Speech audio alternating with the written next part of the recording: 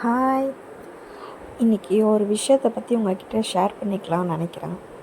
அது என்ன அப்படின்னா, இப்போ கரூரில் நடந்த மாநாடு தான். ஸோ இதில் பார்த்திங்கன்னா, இப்போ 40 பேர்கிட்ட உயிர் இழந்துட்டாங்க. இன்னும் நிறைய பேர் வந்து ஹாஸ்பிட்டலில் ட்ரீட்மெண்ட் போயிட்டுருக்கு. ஸோ என்னென்னா, இந்த மாதிரி கூட்ட நெரிசல் அதிகமாக இருக்க இடத்துக்கு தயவு செய்து போகாதீங்க. இப்போ நம்மளுடைய பாதுகாப்புன்றது நம்மக்கிட்ட தான் இருக்குது. நம்ம யாரை குறை சொல்லியோ, போலீஸையோ இல்லை விஜய் யாரை குறை சொல்லியோ நமக்கு எதுவுமே ஆக போகிறது கிடையாது. நம்மளுடைய பாதுகாப்பை நம்ம தான் பார்த்துக்கணும். இப்போ நம்ம வீட்டில் ஒரு இழப்பு அப்படின்னா அதனால் வந்து பாதிக்கப்படுறது யார்? நம்ம தான்.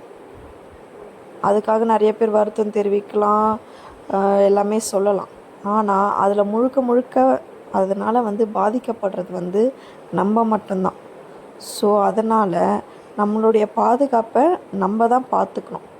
இப்போ ஒருவேளை நீங்கள் அங்கே போயிட்டீங்கன்னா கூட அங்கே ரொம்ப கூட்டமாக இருக்குது, இது சேஃப்டியாக இல்லை அப்படின்னு ஃபீல் பண்ணிங்க அப்படின்னா உடனே அந்த இடத்த விட்டு நகர்ந்துருங்க. இப்போ லாஸ்ட் இயர் கூட பார்த்திங்கன்னா மரினாவில் வந்து இந்த விமான சாகசம் நடந்தது.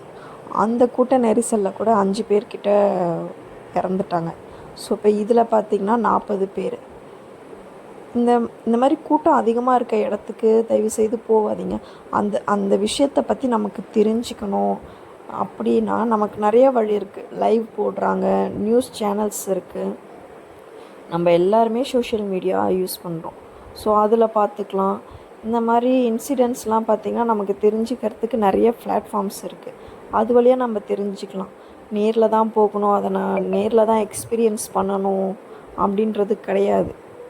ஸோ உங்களுக்கான சேஃப்டியை நீங்கள் தான் பார்த்துக்கணும். முக்கியமாக குழந்தைங்கள கூட்டிகிட்டு போகிறோம். குழந்தைங்கள கூட்டிகிட்டு போயிட்டு அந்த கூட்ட நெரிசலில் நம்மளால் பார்த்துக்க முடியல. நம்ம பிள்ளைங்களை எப்படி நம்ம பார்த்துப்போம்? ஸோ குழந்தைங்களெல்லாம் இந்த மாதிரி கூட்ட நெரிசலான இடத்துக்கு கூட்டிகிட்டு போகாதீங்க. எது முக்கியமானதோ அதை பாருங்கள். குழந்தைங்கள்லாம் வந்து நிறைய குழந்தைங்க 9 குழந்தைங்க கிட்ட இறந்துருக்காங்க. ஸோ இதெல்லாம் தயவுசெய்து அவாய்ட் பண்ணிக்கிறது நம்மளுடைய சேஃப்டிக்கு தான் நல்லது.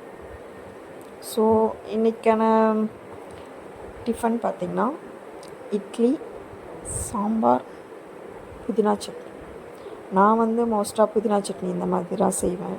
ஃபஸ்ட்டு வந்து இதுன்னு இல்லை, மோஸ்ட்டாக எந்த சட்னி செஞ்சாலும் உளுந்து நான் யூஸ் பண்ணுவேன். உளுந்து வந்து நல்லா ப்ரௌன் கலரில் வர அளவுக்கு நல்லா அதை ஃப்ரை பண்ணிவிட்டு அதுக்கப்புறம் ஒரு 10 பல் பூண்டு, பச்சை மிளகாய், வெங்காயம், ஒரு பாக்கு சைஸில் புளி, அப்புறம் ஒரு கைப்பிடி அளவு தேங்காய், இது எல்லாத்தையும் போட்டு நல்லா ஃப்ரை பண்ணிவிட்டு அதுக்கப்புறம் பார்த்திங்கன்னா கொஞ்சம் புதினா, கொத்தமல்லி. ஆக்சுவலாக நான் இதில் கொத்தமல்லி போடல, என்கிட்ட இல்லை.